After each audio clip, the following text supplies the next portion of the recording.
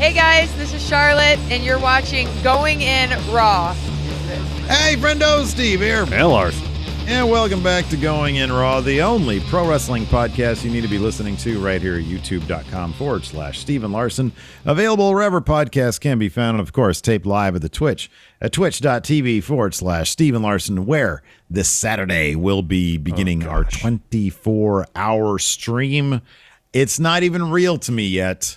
I don't know what to make of it. The sense of dread is just looming over me like a dark cloud, and it gets darker and darker every day. Winter is coming, so to speak. Yeah. I mean, it's supposed to be rainy this week, starting but tomorrow. That's not what I mean. I mean, metaphorically speaking, our winter. I'm talking about a metaphorical dark cloud. There'll be plenty of literal dark clouds in the sky tomorrow, yes. Yeah. so yeah, we got that going on. Crown Jewel, this coming Thursday. We're doing that on YouTube? We're doing it on... we should do that on YouTube. YouTube? Okay, we'll do that on YouTube. So yeah, check that out. Be sure to hit that sub button. Give this video a like. You guys should give this video a like just because I got the Raw. I did the Halloween for Raw the Halloween graphics. This is 1 week only because next week I'll keep the same color scheme, but there's going to be new people. Got to put Finn in here. Yeah. Get rid of Shayna. There's going to be some changes. Charlotte's got to go to the SmackDown one. Seth and Becky are going to be on this one. Yeah. I mean, this is what's going to happen. Becky's going to be holding that Raw title because they're just going to swap the titles. We'll talk about that in a bit. But yeah. All right, we'll talk about that in a bit because I was not happy with last night's Raw for a couple of different reasons. For a variety of reasons. There's a lot of reasons. We got a lot of problems with this week's Raw. Got a lot of these pretzels are making me very thirsty right now when it comes to Raw, man.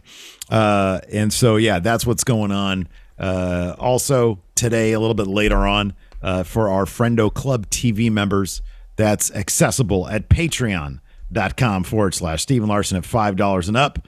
You get it both on video and ad-free podcast version of our bonus content, plus ad-free version of our show in your favorite podcast app, not called Spotify. It doesn't work on Spotify. You can get the show ad-free without all the commercials we got here on the show for the normal version. $5 a month, patreon.com/Steven Larson. We've got a bonus episode today. Today we're going to be looking at, it's going to be like sort of an old school count out, top 10 most controversial pay-per-views in wrestling history. Find out what's going to be on that list by checking that episode out later on today. Yep. We're going to talk about the misery that was Raw in Sacramento last night. But first, we're going to talk about this just because it's fun and it's silly and it's stupid. Booker T adding his voice to the wrestling war of words going on these days as it pertains to ratings. Yes. Now, Booker T is number one of our favorite wrestlers of all time. Without a doubt. Whether it be in Harlem Heat as a tag team or a solo run in WCW or solo run in WWE, Booker T, one of our all-time favorites. Absolutely, 100%. He's also a man who has an opinion, and he expresses it on his show, and that's awesome. But sometimes his opinions run up against things like common sense.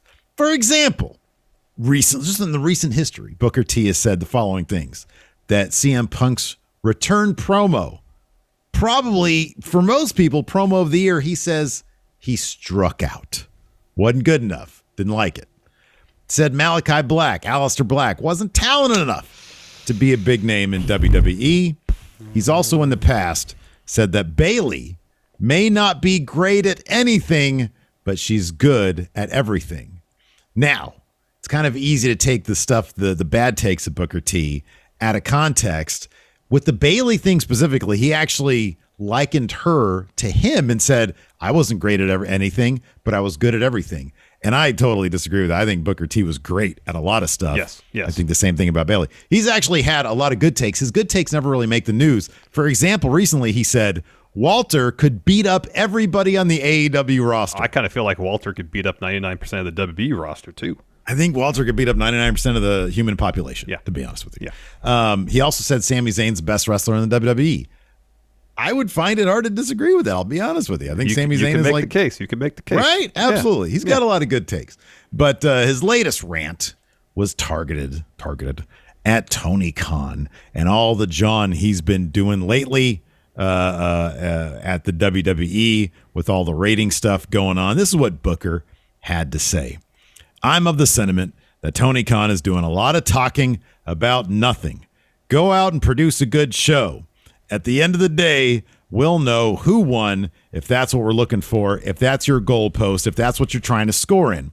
But all this talk about what you're doing, this, that, back and forth, I swear, man, it sounds like a little schoolgirl saying how pretty she is over the other girls in the schoolyard. I could be wrong, but to me, that's what it sounds like. It doesn't sound like a boss. It doesn't sound like a real boss move to be talking about something as small as that. We're talking about the demo here is what we're talking about specifically. He said, I remember back in the day when WCW and WWE, it was head-to-head going down. That right there was a real war fighting for numbers. At one point, WCW took that rating war and ran with it for 83 weeks. 83 weeks. That's a long damn time to say we're winning. So he goes on a little bit more, and these transcripts, by the way, come to you from WrestlingNews.co. Yeah, he kind of ends here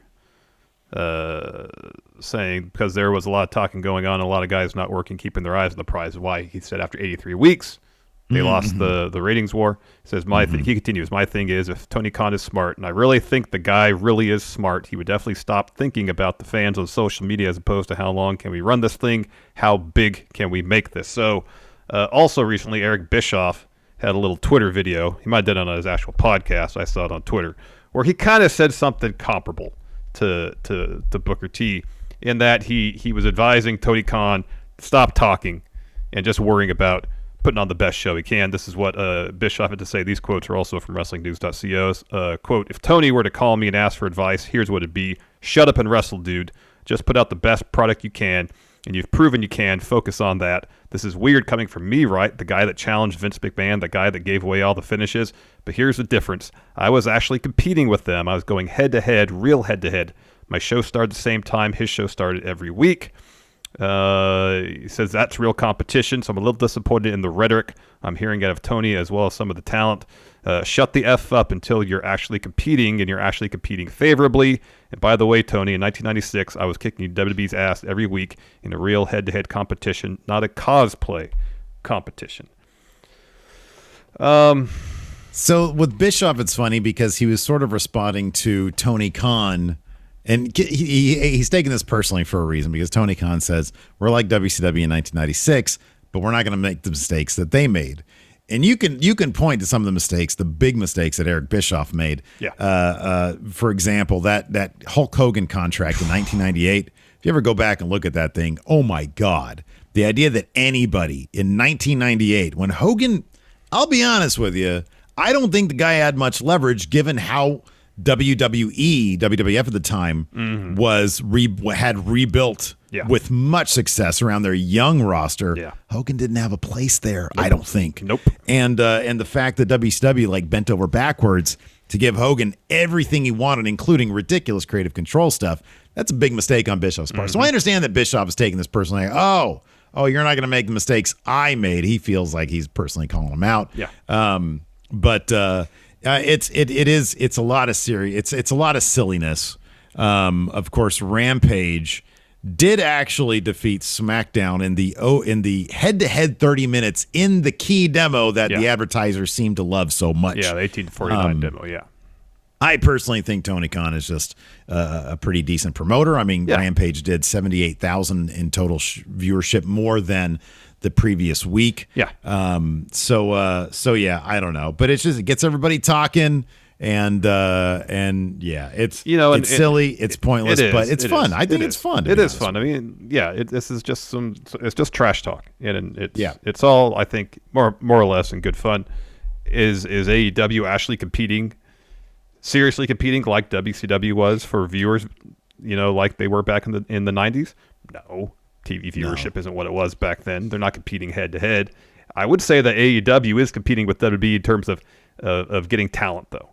I know WWE is trying to develop their own talent in-house, but as we just saw with Adam Cole, if WWE had put together even a competent creative pitch to him, maybe he would have stayed instead of, hey, Adam, we want you to cut your hair. You know, cut your hair, change your name, and be a manager. Yeah. Like you put together a pitch to him that actually utilizes his talents, which are vast. Maybe you could have retained him rather than him going to AEW and instantly becoming one of the 5 most popular guys in that company. You could have had that, WWE. Mm-hmm. You could have had that. But again, they don't see sometimes what they have right there in front of them. It happens all the time. Mm-hmm. Anyways. Yeah, absolutely. And I know, I mean, you know, some people here in chat are making the point that it might fuel some of the toxicity in social media, and I get that. Yeah, I get that. I too. kind of feel like that's going to be there regardless. I mean, Eric Bischoff's the guy who sat on a motorcycle in the middle of the ring and challenged Vince McMahon to come to his show because he saw where the tides were turning, and it was asinine, it was ludicrous. Mm-hmm. And if social media existed back then, it would be doubly as toxic as it is now. I have no doubts about that. I mean, you can point to any number of things, including the horrific signs that they had back in the 90s at some of those shows, and some of them were just like horrendous. Like, oh my God, you can't do that stuff. So yeah, I don't know. It's a lot of fun. I was like, you know, Booker T is like one of my favorites, and it does crack me up how he'll really, you know, I appreciate that the guy has no bones about, you know, his offering up his opinions, no matter how hilariously bad they can sometimes be. But no, he's Booker T is great. He is great. Anyways, what wasn't great?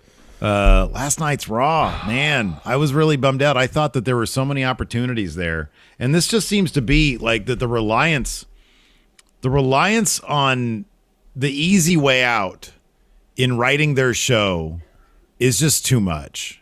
It's so lazy. Like I'm referring specifically, we had a killer main event match last night. It was really good. Two wrestlers at the top of their game. Charlotte Flair and Bianca Belair at the top of their game, delivering a killer main event for that Sacramento crowd. Mm-hmm. And DQ finish. Of course.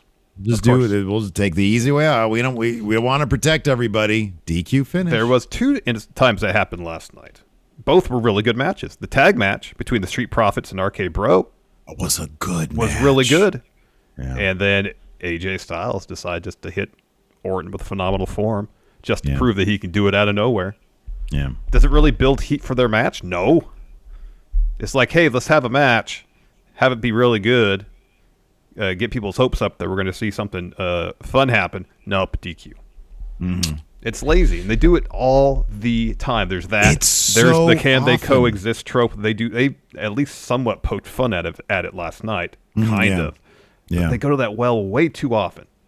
It's like, hey, we want to build heat for something. How do we do this? Well, it's either can they coexist or have a really good match and have a DQ finish. And that's it. That's like all they do now.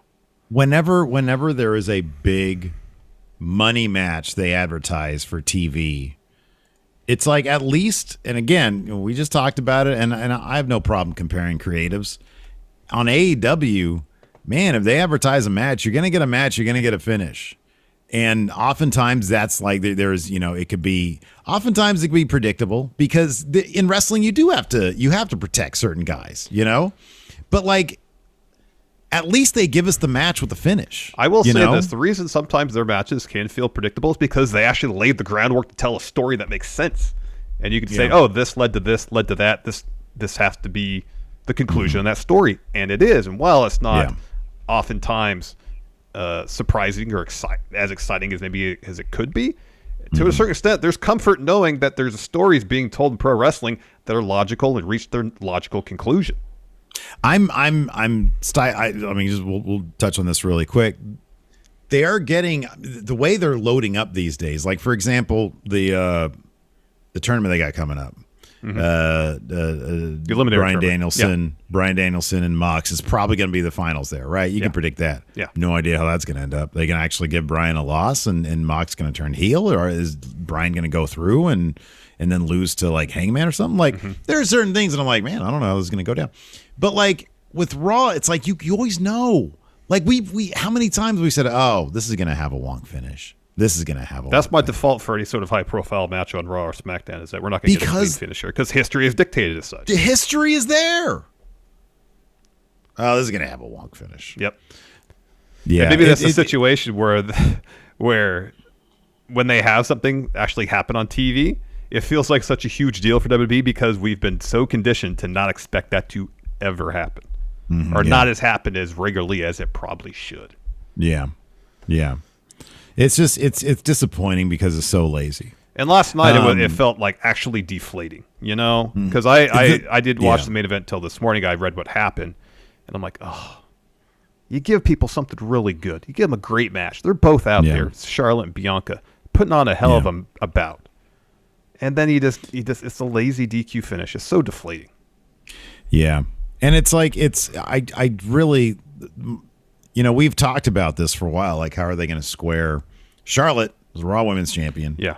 Going to SmackDown and Becky going to Raw and it's like, okay, are they going to do something clever where Becky or Bianca's going to get the title off of Charlotte? Are they going to add Charlotte to that match at a Crown Jewel? Are they going to do something where the competition is the thing that dictates the titles change hands, which would be great? But all roads right now point to a simple title switch. Yeah, no, a trade. A trade. Yeah. Where honestly, if they simply rebrand the titles, the WWE Women's Championship and the WWE Universal Women's Championship, like that would even be preferable to them literally standing in front of each other and just swapping the titles. Yeah. And here's the thing too, is they've been kind of saying on TV for a couple of weeks now, is so-and-so going to take their belt to the other brand? Yeah. Is Swerve going to take the NXT North American title to SmackDown? We all know that's not going to happen. And yet they put that out there to try to cause some semblance of uncertainty in the whole situation. We know at the end of the day, Charlotte and Becky are probably just going to trade belts. Like the two best case scenarios, you put Charlotte in the match at Crown Royal, either make it winner take all or have it two falls for each title.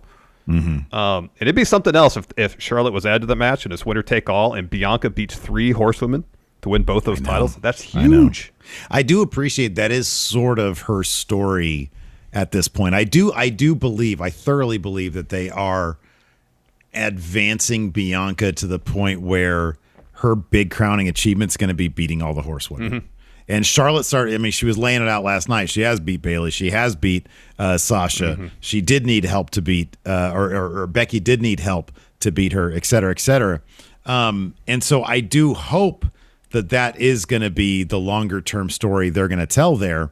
And maybe they want to save the big winning over beating Charlotte for like another time. I get that, but it's like, man, you guys really need to like give us, if you're not going to do that, if you really don't want Bianca to pin Charlotte, then you got to just book a different match. Yep. Because that ain't going to, just pulling out the chair and walking away, that ain't going to fly. Nope. It sucks. It just sucks. All right, let's take a quick break here to get a word in from our sponsor, ExpressVPN. Larson, the other day, I really wanted to watch some Fresh Prince of Bel-Air. So I fired up Netflix. You know what? It's not there. But then I remembered that I can use ExpressVPN to unlock shows and movies available in other countries. So I fired up the app, and sure enough, Fresh Prince was waiting for me on Netflix Australia. Yeah, ExpressVPN lets you change your online location so you dictate where streaming services think you're located. You can choose from almost 100 different countries, and it's super easy to use. Just open up the app, select the location, hit connect, refresh the page, and a whole new world of entertainment will be available to you. With ExpressVPN, you can stream in HD with no buffering or lag, and it's compatible with all your devices. We're talking phones, laptops, smart TVs, and more. Not only can you use ExpressVPN to change your location, it also encrypts your data and lets you surf the internet safely. So go to expressvpn.com/GIR to get an extra 3 months of ExpressVPN for free. expressvpn.com/GIR. All right, before we get back to the show, let's get a word in from our sponsor, Simply Safe. Larson, when you're like me and you have a house full of gold, talking about those championship belts back there, of course, you need to keep your home safe, man. And I've got big news about my favorite home security company. Simply Safe has a brand new wireless outdoor security camera that is engineered with all the advanced tech and security features you need to help keep you, your family, and your championship predictions titles safe. That's right, Simply Safe, the system that was already named by U.S. News and World Report the best home security system of 2021, has gotten even better. This new wireless outdoor security camera has got an extra wide field of view so you can watch your whole yard. Plus, 1080p high definition resolution so you can zoom in and clearly see things like faces and license plates, and a built-in spotlight with color night vision so you can keep an eye on what's going on day or night. Yeah, man. And the camera integrates with your Simply Safe home security system, meaning your protection extends outside. Together, it means every door, window, and room are protected. And now your property, including your championship belts, will be too. To learn more about the exciting new Simply Safe wireless outdoor security camera, visit simplysafe.com/raw. What's more, Simply Safe is celebrating this new camera by offering 20% off your entire new system and your first month of monitoring service free when you enroll in interactive monitoring. Again, that's simplysafe.com/raw. Let's talk about some unpredictability on the good side of things. A couple things that maybe aren't so predictable. And last night, Jinder Mahal lost to Xavier Woods. In a nice little bit of storytelling, Woods comes off the top in the same manner Kofi did the week prior to lose his match, got hit with the Colossus. Woods rolls towards the rope. Jinder tries for the pin. Woods gets the rope. Eventually, he ends up getting the pin on Jinder Mahal. Yeah. So we got Woods versus Finn Balor. Finn's on Raw. Woods is heading to SmackDown. Mm-hmm. Big E, his best friend, his brother, is there on Raw as the champion. Finn's a big deal. He's a main eventer. How do you see this King of the Ring final playing out? What's the more likely scenario? I've said when I first saw the bracket that I would be very surprised. I know Finn is, I feel like technically he's a babyface, but I understand he's probably a bit more of a tweener. That being said, unless they're going to do a full-on Finn heel turn, I don't think they shouldn't want him to be the guy that gets between Xavier Woods and winning in the King of the Ring tournament. You know? Because I feel like that's a feel-good moment for the fans, is seeing, and for Woods. That's something he's been talking about for years, winning the tournament. And he reaches the final, and you have another babyface beat him. That's why I was kind of expecting Jinder to win last night. So then, it's not the story of Woods getting to the finals and then losing. He just lost in the semifinals, and then Jinder gets beat by Finn. Finn's King of the Ring. Another aspect of it is, I know Finn could do something with what Baron did to the Crown, kind of make it like a Game of Thrones looking type deal. I don't see Finn having anything to do with any of the props. Whereas Xavier Woods would embrace the ridiculousness of all that. He did last night already? Yeah, he did. So I'm feeling like Woods is going to win. I'll put it this way. Finn's going to be a big deal on Raw. Mm-hmm. In order for him to be a big deal on Raw, he's got to be coming up against Big E sooner than later. And if he's going to be coming up against Big E, we know which one of those dudes is going to be the good guy and who's going to be the bad guy. Because I don't really see them doing Finn is a good guy. I think he's going to he is kind of a tweener. And I kind of feel like I'm going to be rooting for Woods. I don't know who I'm going to pick. I might just go really low confidence points and go with Woods so I can root for him, right? But that being said, I could totally see Finn being the guy between Woods and the Crown happening. He doesn't involve himself with all the props, but he calls himself King Balor because he calls himself Prince Balor already. So it actually does make sense. Woods was talking about, I'm going to make sure you stay a prince. You're not going to elevate to a king. And that is part of the story of Finn and Big E. Hey, I took your dude down. I kept him from his dream. Now I'm going to take your dream away from yours. You got to go heavy with the story with the heel instead of, he's sort of a tweener. He's a good guy. That's all based on. Don't you think they would go that way? That's all based on the assumption that they're going to push Finn to be a challenger for Big E when you already have Lashley, Edge, Seth all on Raw as well. Damian Priest too. I don't know if they're going to say, hey, Finn, maybe down the line, but at that point, we don't even know if Big E is going to be champion. Like what's you're laying the groundwork for is a long-term story, something the WWE has very rarely showed much interest in actually doing. So I don't know if they're thinking that far ahead, honestly. Finn just came out of a thing with Roman. Yeah, I think it kind of makes sense for him to go straight into a title thing with. No, I'm not disagreeing with. E. I'm not disagreeing with your logic. I'm just saying I don't know if WWE is thinking that way. They just had him in a thing with Roman. I know. You don't think it's a natural progression for them to do that? I don't think in their mind. No, I don't think for them. They probably see Finn was an opponent for Roman because they had kind of run out of opponents for Roman. That's why. If they had someone else to take that spot in SmackDown, it would have been somebody else. And it was like kind of a stopgap thing. It was one pay-per-view. And so, not that I don't think Finn can be a main eventer. Obviously, I think he's a main eventer, and he should be a main eventer. I just don't see any evidence. I don't see him being in a short feud with Roman as evidence that he's going to go to Raw and within a very quick amount of time be an opponent for Big E. I don't think one has much to do with the other. I think on Raw there is a lot of potential opponents for Big E already. I didn't even mention Orton. You got to put his name in there. I feel like there's so many more people for Big E to feud with on Raw that it's entirely possible Finn kind of gets lost in the shuffle. Maybe maybe he flirts with the main event here or there. But especially on the heel side of things, I feel like there's just way more options for the Raw creative team to have feuds with Big E, like Seth, like maybe going back to Lashley. There's just a bunch of other people there. And I don't know if Finn's going to be one of them in the next 6 months. I just get the feeling that Finn is going to be pushed as a big deal. Yeah, I think he is, but I don't know if it's going to be ahead of those other names. I just get the feeling. Oh, Dan Daniels here says AJ as well. Yeah, there's just a lot of people. Dude, they also get stuck in the mud, man. Orton and Riddle is going to be a thing for a while. AJ and Amos are probably still going to be a thing for a while. So yeah, I don't know. I'm interested. I don't know. The Queen's Crown, also the finalists there, a bit surprising. Doudrop and now Zelina Vega. Where do you see that one shaking?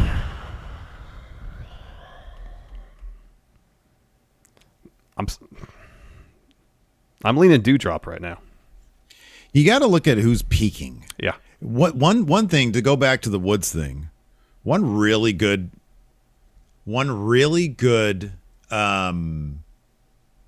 I think another thing a good case to be made for Woods is that if you've noticed lately, and even preceding King of the Ring, they have been giving him matches. Yes, I was just about to say that. He's been getting a lot of singles matches. Like these matches go long. They showcase him. Sometimes you just got to look at who's peaking currently. Exactly. And Doudrop, Finn just lost the match because the top turnbuckle broke. Yeah. And this is the kind of thing where Finn they might think of Finn as, man, you really want to prove that you're hot shit, beat Finn. And because they just did that with Roman. And Woods beating Finn in just a killer match, a long match where he really has to prove himself, is a big deal for Woods. Yep. And I could see them rewarding him for all this time that he's put in, killing it in every single match. I could see them doing that for Woods. Similarly with Doudrop, Vince really seems to like Doudrop. If he didn't, she would still be the sidekick to Eva Marie. But I think Vince saw her and was like, whoa, she can wrestle. She got a good style. All the ridiculous stuff they asked her to do, she's been able to put it together. If you can take something stupid that WWE gives you and really put it together, they love nothing more than that. Yeah. And Doudrop has really done that. I could totally see her winning. Plus, on top of that, Zelina Vega rarely wins. Who's going to be in her corner to help cheat? I know. Nobody. She alienated Carmella. I know. I mean, that's kind of her only ally, unless they bring up somebody new. But I don't see them doing that. No. I don't see Zelina Vega. This is going to be another 3-minute match, I feel, and Doudrop's going to come out ahead. Yeah, I kind of feel that way, too. It's a bummer.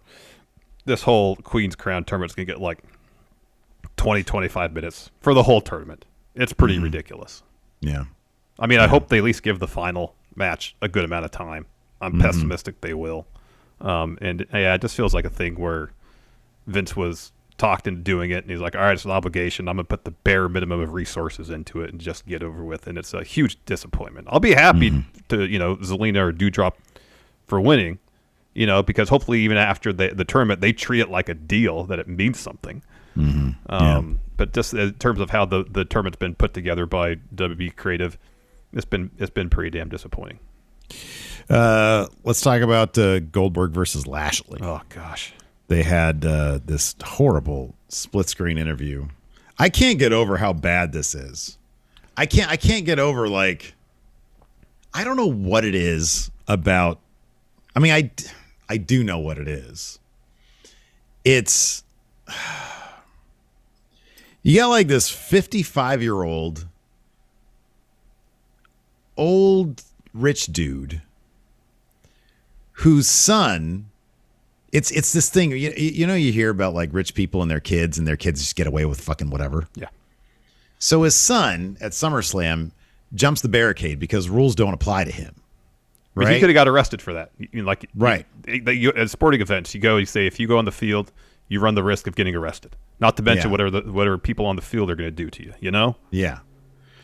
And Lashley, he does attack Lashley from behind. And we've gone over this. Yeah. Lashley puts him in the thing, right? Yeah. So Goldberg,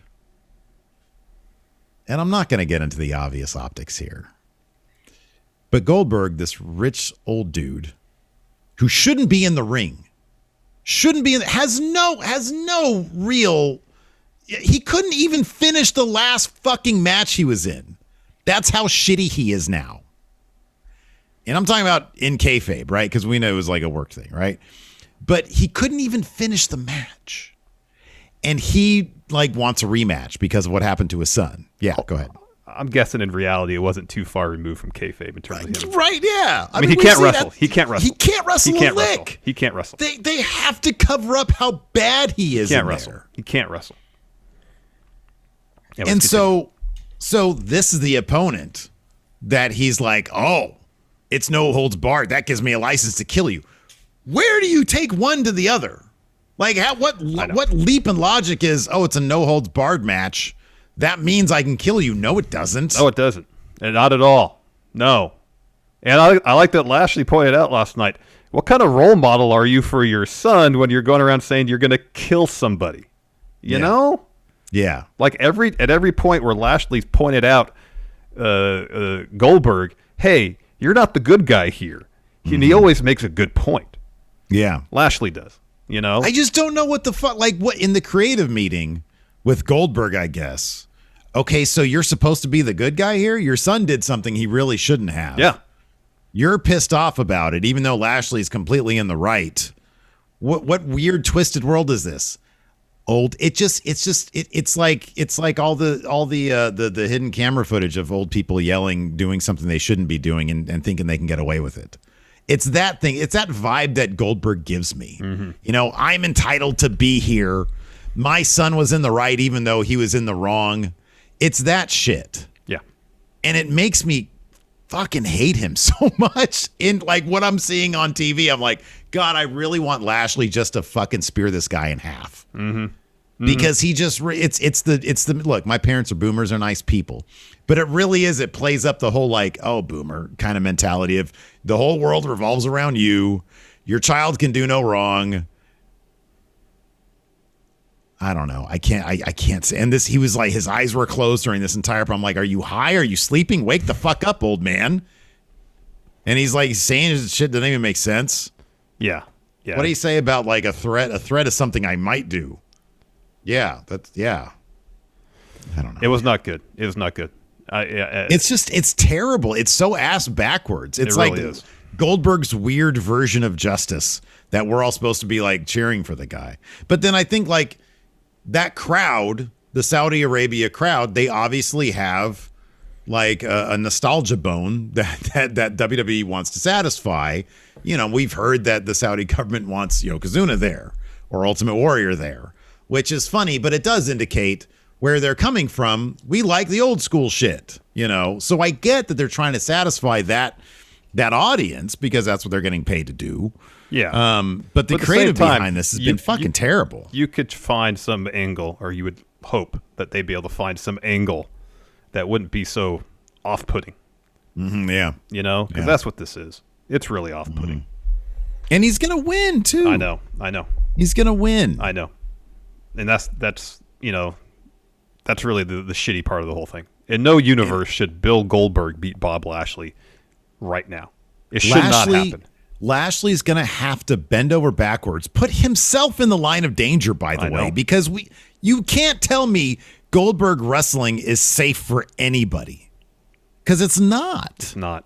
No. Look at any of his last 5 matches. I know. And you can't tell me this dude is safe in there. I'm not a wrestler, never have been. But I've seen enough to know this dude is not safe. You have to watch the Undertaker match to realize. Right. Yeah. Yeah. No. Yeah. It's going to be. It's written as plain as can be that Goldberg's winning. Yeah. Right. And it's a bummer. It is. It's an absolute bummer. Because Lashley should absolutely destroy him. Mm-hmm. They spent so much time building up Lashley into like a force of nature, basically, running through everybody. I really hope. And he basically embarrasses Goldberg at SummerSlam. Yeah. And then suddenly a few months later, Goldberg on still a bum leg is going to beat Lashley. Get out of here with that. Get out of here. I know. It's ridiculous. Get out of here. Ridiculous. Yeah, it's not a great look. Anyways, let's get into this. Charlotte opens up Raw, comes out there, complains about having to defend her title against Bianca, who's a rookie, a flash in the pan, says she's not even on Raw yet, which is totally true, by the way. They keep on doing this. People are just there. I know. Supposed to be there yet. Again, they set up rules and then they violate their own rules. It happens all the time. It's frustrating. Says there must be a conspiracy. She says she has a shot tonight and a shot at Crown Jewel. It's too much. Says she wanted a farewell celebration from Sacramento for the most decorated woman in sports entertainment history. And tonight, Bianca will learn just how far she still has to go. She's beat Sasha.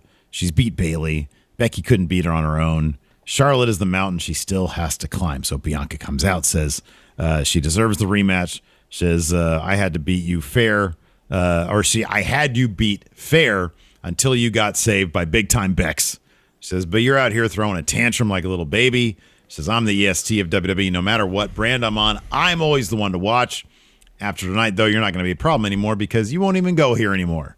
You're out here begging for your farewell. So enjoy all this, because after tonight, dust yourself off. Use it to make yourself stronger, better, maybe a little kinder, because you need that. She says, how's that for a rookie? Charlotte attacks her. Bianca sends her fleeing. Yeah. After that, we go backstage. We get Xavier Woods' interview. He's talking about how this match is of the utmost importance because when he wins tonight, he'll follow in the footsteps of past kings. And when he wins tonight, he'll be one step closer to fulfilling his destiny of becoming king of the ring. Kofi says, we all know how important this match is for Woods, and that's why he's going to go down to the ring tonight to make sure what happened to him last week doesn't happen to Woods. And then Woods says, I'm going to give you a royal decree and be sitting on the throne with the crown on my head as King Xavier Woods, the first of his name. Oh, a decree from the home of the Sacramento Kings, Larson. Yes, there were some Sacramento Kings in attendance as well. There were. Halliburton was there. Davion Mitchell, I think, was there, and Maytu was there also. Xavier Woods versus Jinder Mahal was next. Mentioned the finish of this. It was really good match. Finish similar to last week, where Woods came off the top, got hit with the Colossus, but instead he goes rolling sort of towards the ropes, gets a hand on the ropes when Jinder goes for the pin. They go to the top. Woods pushes Jinder off and hits that springboard elbow for 3 and the win. They go up to the stage, and Woods tries to hold back from approaching the crown, and he just can't. So he goes up there, and Kofi puts the cape on him. He grabs the scepter. Well, then Kofi goes to the back of the cape and starts waving it, like he's flying. Yeah, like there's the wind blowing. And he looks great as the king. He looks great as the king. It's amazing. He really does. I kind of feel like Baron blew up the go home math as far as touching or going anywhere near. Anybody can do whatever they want with it at this point. Yeah. And they can still totally win. Yeah, you're absolutely right. Baron blew up that particular math. Oh, yes. Yeah. Then we had a Austin Theory interview. He says, I used to look up to Jeff Hardy, but last week I was looking down at him. And then the 24/7 scene runs through Reggie. He thinks he's escaped. And then R-Truth jumps out from behind a road case. He grabs Reggie. Austin Theory goes in and breaks it up, tells him to stop. And R-Truth kind of gets in his face a little bit. And Austin Theory says, you know who I am. And Truth says, oh, I don't know, but I have a theory. And he says, I feel like you got a bunch of anger in you. You probably want to take it out in the ring. Let's go have a match. Austin Theory accepts. And that match was next. It's supposed to be Austin Theory versus R-Truth. However, Truth walks out on the stage before the bout and says, oh, my mistake. I didn't accept the challenge for me. I did it for a friend of mine. Of course, it's Jeff Hardy. Oh, that's not the thing anymore. Now Yeah, it's got a different song. I don't know how it goes now. The beat's kind of a little bit similar to start. Yeah, I know it's a really popular song from a time I wasn't watching wrestling. Yeah. So Austin gets the win here with his finish, takes a selfie with Hardy once again, but this time Hardy gets up, gets pissed off, hits a twist of fate, and then he takes a selfie with Austin Theory. And does a pretty good job of mimicking the face that Austin Theory had during his selfie. Yeah, it was pretty funny. It was a good way to put Austin Theory over on his way to SmackDown. Hardy's way to SmackDown, that is. Then we had a bit with Big E. He's backstage. Drew walks up to him, and he's like, Drew says, I watched the tape. I know you running into me wasn't intentional. But hey, in the heat of battle, what are you supposed to do but to hit your partner with Claymore? And Big E is like, yeah, I kind of added some fuel to the fire when I tagged myself in when you were about to hit the Claymore to get the win. So tonight, maybe we coexist. Mm-hmm. And then at Crown Royal, let the best man win. Yeah. Drew says, don't worry, I will. And then Big E does his intro. I love when they have the camera on Big E when he does his intro. Drew was trying to laugh the whole time. He was so tickled the entire. He starts flexing, and I know he's loving every second of it. Big E was like in his face doing it. I do really appreciate their chemistry and the fact that these two performers they have the kind of stroke where they can make fun of the coexisting thing, which they did last night. They did it last week as well, while still doing what creative asked them to do. I know it'd be great if creative just wouldn't let them or countless other talents of WWE down on a regular basis. By creative, I mean Vince. It'll be the same a old couple boring weeks. tropes week after week. You know, I wonder how long this particular whim is going to extend. I wonder if Big E and Drew dragging it so out in the open. I wonder if that'll cause them to dial the coexisting thing back a little bit. It's been a little while now they've been doing it, and it's so much. Yeah, it's move on lousy. to a new whim. Yeah. Before that match, we have Charlotte coming up to Pearce and Sonya backstage. She just whines to them about the lack of respect that they're showing her, the lack of respect Bianca showed her, no celebration. She gets pissed. What was the point of this in the end? Like, I didn't write down many notes on. She was just complaining, like, "Hey, you didn't ask me if I wanted to defend my title." Yeah, but you did made she me request do it. anything of them at the end of this? No, it was just at the end. Sonya says, "Hey, just relax. This match makes sense if you think about it." Charlotte says they can't replace her with Bianca, and after Crown Jewel, she'll still be the Raw champion and new face of SmackDown. So in the end, it really didn't have a whole lot of point. Okay. Yeah. Then we had Big E and Drew McIntyre taking on Dirty Dawgs, Dolph Ziggler, Robert Roode. This was a fun match. The assisted famouser from Dolph was awesome. That was rad. That was really cool. Yeah.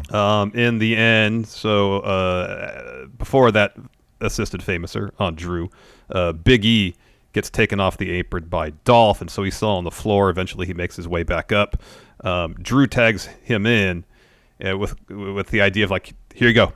This time you could hit your finish. Well, yeah, because prior to that, when Big E got taken off the apron, Drew almost ran into him, and they were like, "Whoa!" He put the brakes on. Yeah, let's stay on the same page. There was the story was Big E was getting isolated, but there was like a concerted effort to coexist, to stay on the same page. So at the end, Drew tags him in. Go ahead, hit your finish. He does.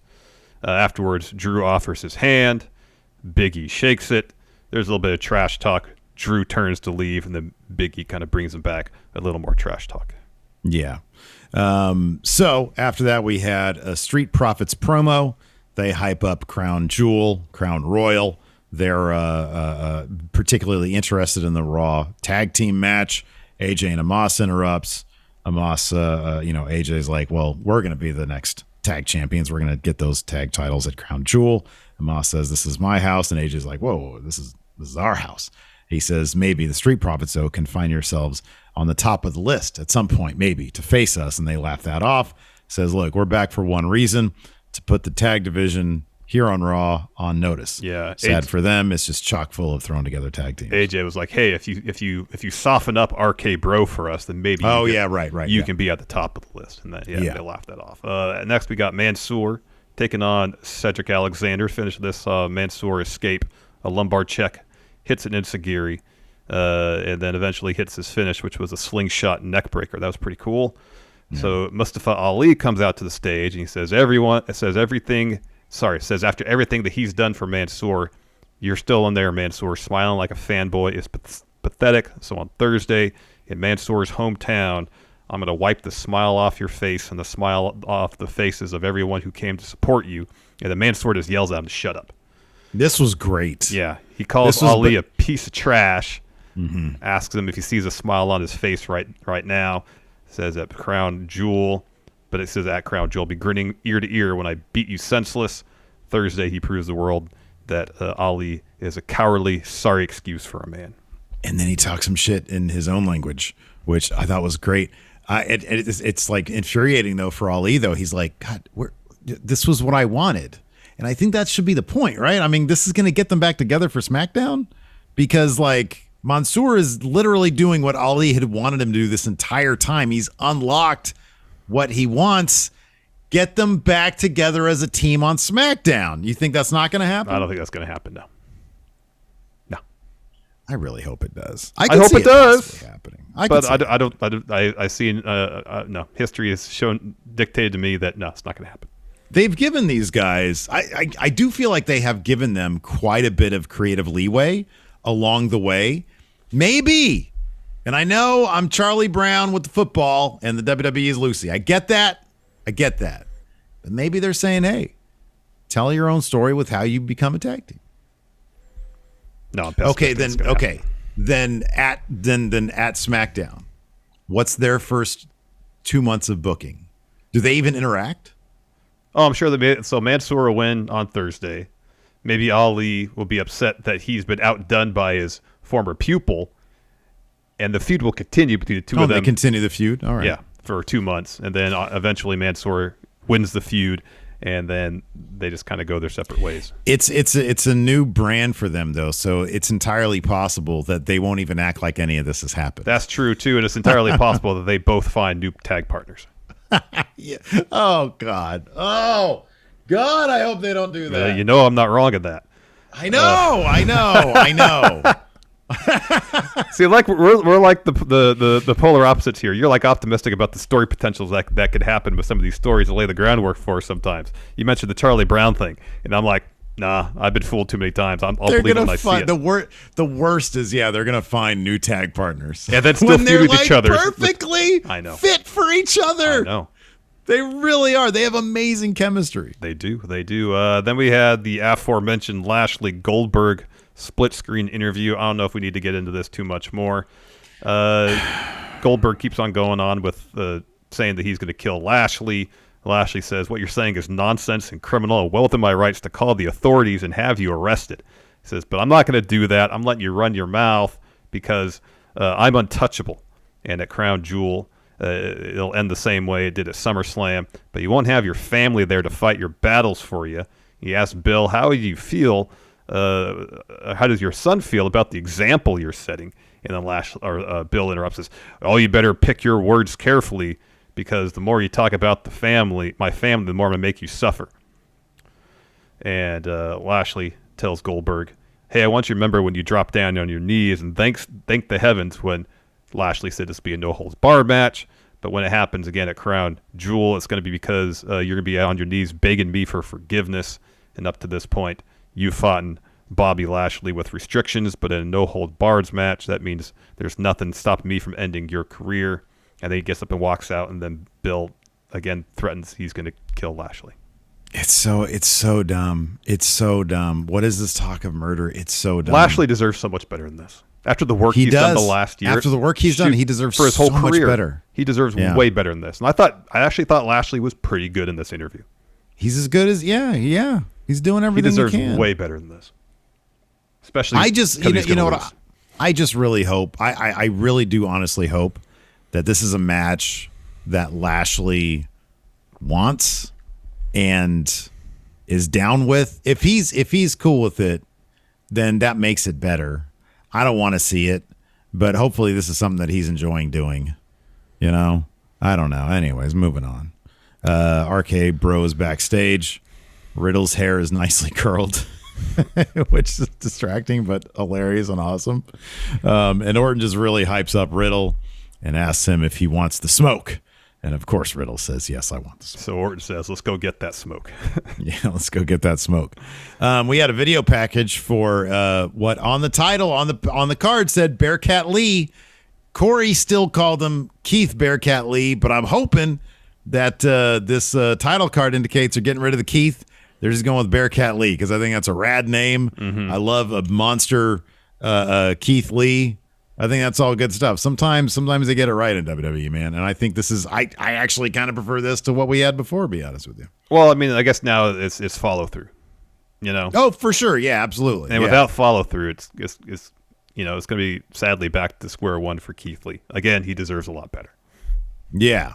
Yeah. But him just destroying people. Oh, it's great. I like that. That's great. He actually has to follow through. Again, follow through, you know. So then we got RK Bro versus Street Profits. Again, fun match. Orton set up for draping DDT on Montez. Or he hits that, looking for an RKO. AJ's music hits, so Orton, of course, WWE wrestlers want to hear someone else's music. You have tunnel vision to the stage. So he's just staring there. A.S.H walks out, and it's just him. So, of course, we all know, AJ is going to attack him from behind. Orton turns around. AJ hits phenomenal form. That leads to a DQ, and then AJ and A.S.H destroy everybody else.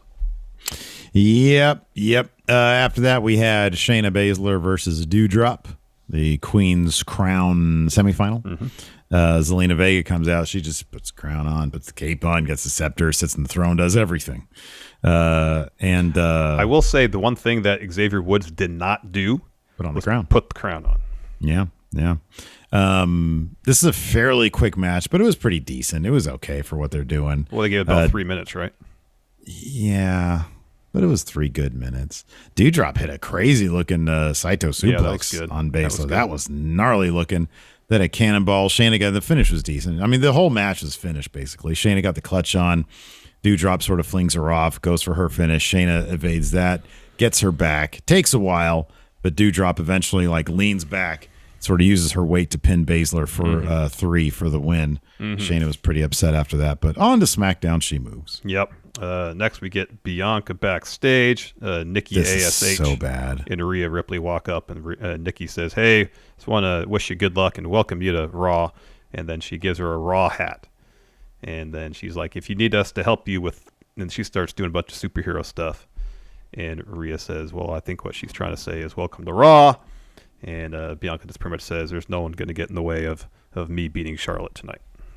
I'm like, Bianca, do you know anybody in a women's tag team that we can face? Because there are none. Literally, there are none. Yeah, they don't exist. They made it up.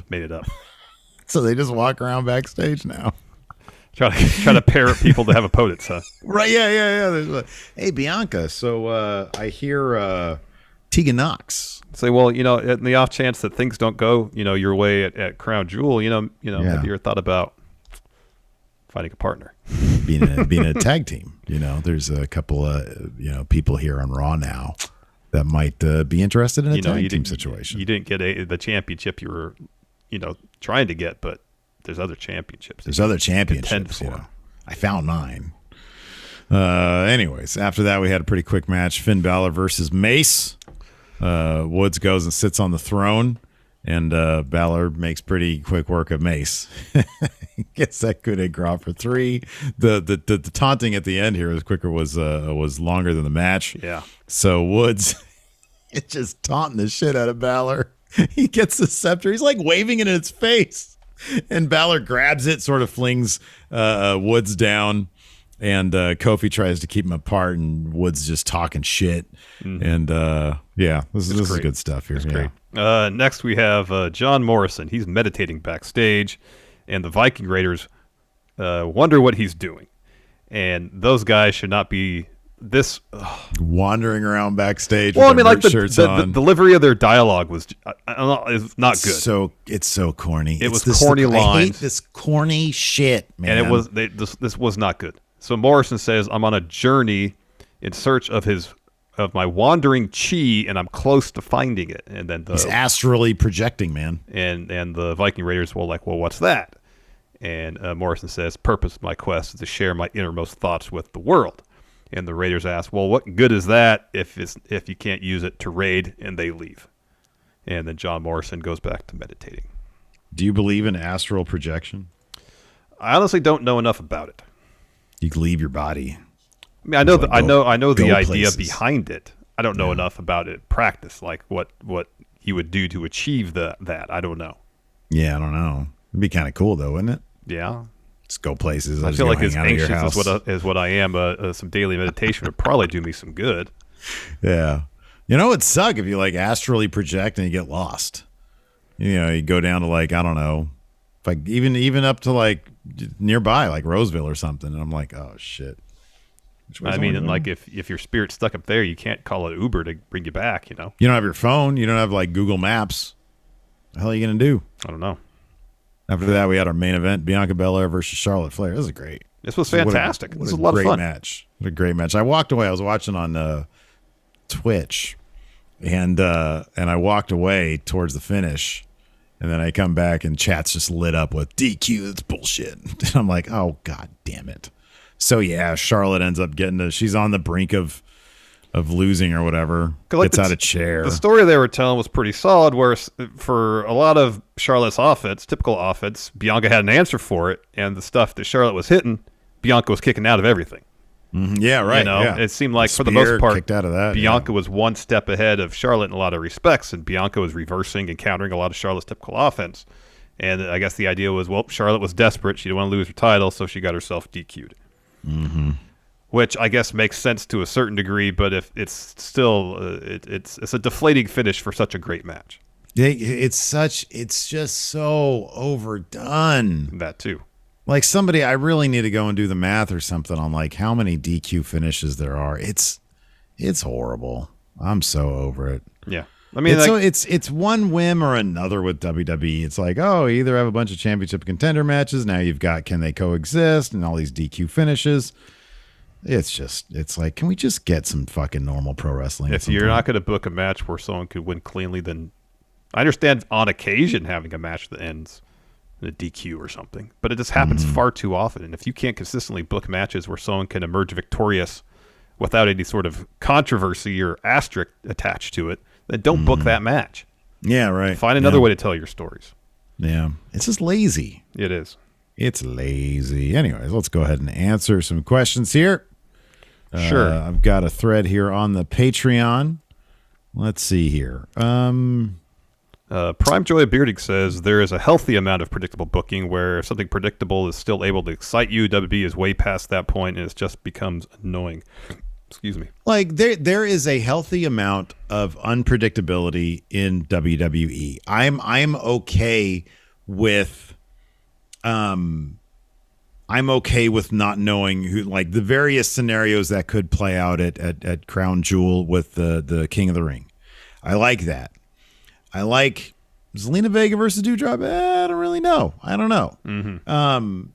The entire, I mean, the point you were making about the main title scene on Raw, there's a lot of players involved, and that title, Big E could drop that title easily. The same can't be said about Roman. Big E could totally drop that title before the end of the year. There is a healthy amount of unpredictability. The predictable stuff, like I'm okay knowing that Roman's going to keep that title. There is some predictability that I'm totally fine with. You mentioned it in AEW. You know, like Hangman Page is totally going to win at Full Gear, you know, but the journey has been the thing. Yep. In WWE, when there's a big time match on Raw, where two people where you know WWE wants to protect them, you know it's going to be a wonk finish. They rely on it way too much. Yep. King CTM says, I think they could have had the same effect of Bianca hitting a KOD. Charlotte gets foot on the rope, but ref doesn't see it. Charlotte can beat Becky at Crown Royal. I mean, they could have done the thing where, I don't know. I mean, they should have had Bianca win, walk into Crown Royal as champ with the idea, she could walk away with both belts, somehow have Sasha win the match, and then you could carry on the Becky-Bianca feud on Raw, and then Sasha has a SmackDown title. She's on SmackDown, and that would seem to make the most sense. Or you put Charlotte in the match at Crown Royal, make it a 4-way, either winner takes all or 2 falls, 1 for each belt. You have either Becky or Bianca win the fall for the Raw title, Sasha win the fall for the SmackDown title, and there you go. If the idea is you want Charlotte to still be top champion on SmackDown and you still want Becky to be top champion on Raw, you can do it in a compelling way where they both end up with each other's titles in a way that is compelling and interesting and is based on in-ring action. You could do all that stuff. See if they do that. Probably not. Yeah, they don't do it. It seems pretty clear as day they're just going to do a title swap. Yeah. Let's see here. Dog Authority figure. Who on the Raw roster would give out the best candy to trick-or-treaters? And who would give out something lame like a toothbrush? Karrion Kross would probably give out lame stuff. That dude would not turn his lights on. Yeah. Porch light would be off. Yeah. Who would leave the bowl out and just say, please only take one?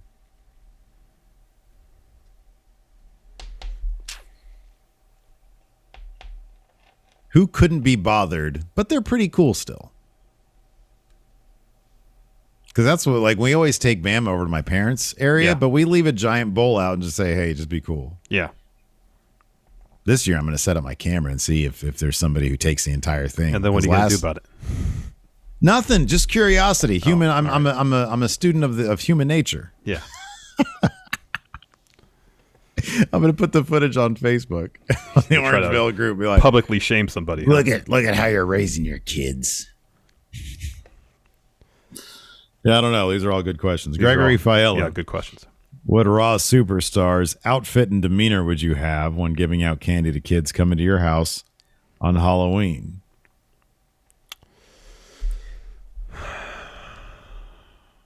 Outfit and demeanor? Yeah. I'm giving out candy to kids coming to your house on Halloween. Do you like giving out candy on Halloween? I mean, I don't mind it as long. Here's the thing. The only thing I don't like about it is when someone comes ringing the doorbell like at 9:00. You know, the last too late. You know, because here's the thing. At that point, it's not kids and their parents. It's teenagers. Oh yeah, who are out late. You know. Yeah. And at that hour, you're on my time. And I want my time interrupted. Yeah. I'm cool setting time up for, a little bit to give kids candy, but teenagers come knocking on my door way too late on my time. I'm not into it. Come on, man. They're trying to one last grasp of their childhood. You're robbing them of that? I'm not robbing them of anything. I'm just asking them to rob me of my time. Go to another house if that's something that's important to you. Just don't come to my house at that hour. I love it. Xavier Gray, we're not answering any of these questions. Xavier Gray, I try to think back about Carmella's first title reign as SmackDown Women's Champion in 2018. But unfortunately, I can't remember anything about it. This is a long question. Here's the question. He talks a lot. And then, do you think that Carmella's first title reign as a SmackDown Women's Champion, was that forgettable? Or did WWE's creative just stop caring about her after her cash-in? He says, I can only remember the time she said, it's been like 15 of them. I don't remember any of it. I remember her being champion a lot. I remember the awesome bit with who was champion going into, I guess Ronda was champion going into Mania. So Charlotte beats Asuka at WrestleMania. And then Carmella cashes in on Charlotte like the next SmackDown. Xavier Gray is asking us about memory stuff. We are so upfront about us having just the worst memories. Memory's awful right now. Yeah. It really is. I don't know. I mean, was it forgettable? I don't know. What I remember more about like Charlotte's. I remember moments with Charlotte because there had been so many title runs. Mm-hmm. Like her versus Sasha, I thought was an all-time great feud. I thought that had just some really great stuff. That was on Raw, I think. Yeah. That was some really good stuff. I remember more moments with Charlotte when as opposed because like there's been like 15 of them or 11 or whatever it is. Now. 12. 12. Is that what they're saying? Okay. Yeah, 12. White Brownie, Raw average 1.593 million to 0.39 in the demo. It's about what they did last week, right? Yeah. What is this? The PC era? Wow. Alex Foster. I mean, that was like around their lowest. So like, what was their lowest hour in the PC? Wasn't it like 1.48 or something? 1.4-ish. Yeah. Alex Foster. What NXT call-ups have surprised you at how well they've been handled? He says, I never expected Street Profits to actually have more success on main. I always thought Street Profits were made for main roster. Yeah. For how well they've been handled? I think for me, it's Carmella. Oh, great answer. You know, because wasn't she like the last? Bliss. Wasn't Carmella the last pick in the 2016 draft? Yeah. And she didn't wrestle a ton in NXT. Yeah. But she put in the work, and she's really good on the mic. Again, creative hasn't always been great. That's true. She's gotten to the point where she's pretty darn good in the ring. Again, through a lot of hard work. And yeah, I mean, I think probably of just about any NXT call-up, someone who's gone to the main roster and really improved, for me, it's Carmella. I'm going to go with Alexa Bliss. That's a good answer, too. Yeah, I think she was sort of in the same position as Carmella. I don't know where she was drafted, but I remember it was like, man, she has not done much of anything in NXT. Floppy says apparently Raw had its 6th lowest viewership in history last night. Yeah, you got to start. It's another really competitive Monday Night Football game last night. Yeah, I mean, I don't know. I do feel like WWE's trying though. Like in terms of how they approach effort. Last night was not phoned in. Effort as defined by WWE is what we got last night. Right. Yeah. I don't feel like they phone sometimes. Okay. So for example, the Christmas episodes, like that stuff, that's like totally phoned in. Yeah. Last night they tried, and they, I get that there's football as competition, but there's always competition. You're always going to have competition. Sleep is competition, remember? Their main competition is sleep. That's according to Nick Khan himself. He said that. I'll be honest. Last night when I was trying to watch Raw, sleep was going over. Sleep was about to go over. Yeah. Yeah, man. Yeah. Let's see here. Why don't you answer a couple on the Twitch? Sure. Specificity is dead. It says it's going to. Oh, sorry. It says Steve's Ali Mansoor idea is a really great idea. That's why it won't happen. It's going to be a main event, the show feud, but it won't be because they're on SmackDown, so it can't. They're on SmackDown, so they can't be on main event. No, I think the most likely situation is they just forget the other person exists. They on SmackDown, they're just brand new people. Exactly. I hope they don't. I know. I hope so too. Charlie Brown, dude. Specificity is dead. It also says when Lashley was having a fiery, intense promo and Goldberg interrupted to say, dude. That was so... God, that right there encapsulates it all. Because Dude, are you done yet? That's the worst. Oh my God, that bugs the shit out of me. Dude, are you done yet? What kind of entertainment is that supposed to be? It's not. I feel like it's the opposite of entertainment. I fucking can't stand Goldberg. I really can't fucking stand. Ever since that Fiend stuff, dude. Yeah. Like, I appreciate that Big E wants the match.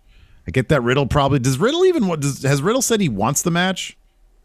I mean, he said that the guy can't wrestle. That was how the beef started. Yeah. I mean, it's right. He's right. Goldberg can't wrestle. Right. Can't. Anyways, let's see here. Well, Luis Areza, the wild card. He's going to be torturing us during GTA during the 24-hour stream. Yeah. He says, how's this for an idea? King of the Ring is held annually in December, and it's its own pay-per-view. Whomever wins gets a world championship at the Royal Rumble. That's cool. I'd love that. I'd love King of the Ring to be a one-night tournament again. That'd be great. That'd be awesome. And then you get some sort of title opportunity. Title you're choosing, something like that. Yeah. I feel like it should be like New Japan Cup, because I feel like New Japan Cup I think it's a title belt of your choosing. I think you can go after whatever title you want. I think. But of course, you win. Oh, yeah, right. right. You want to go after the top title because it's the top title, Yeah. Let's see. What else do we got here?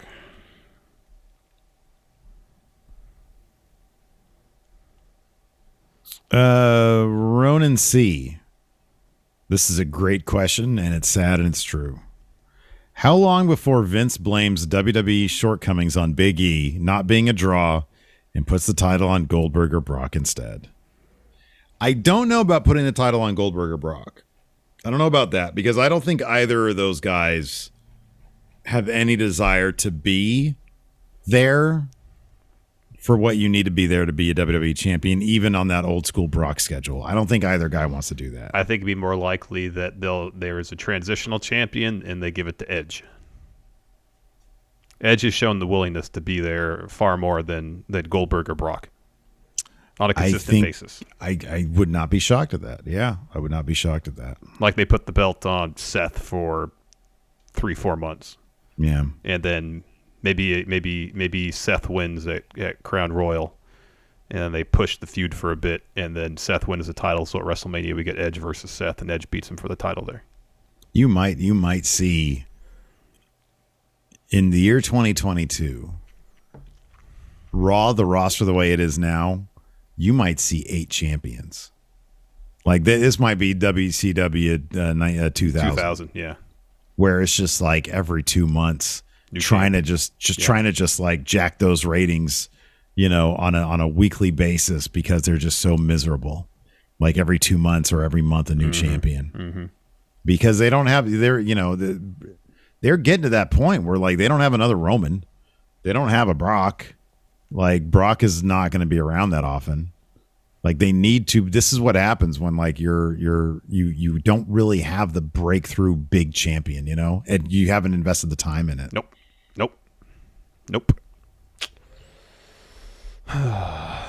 Let's see if I find a one to wrap us up.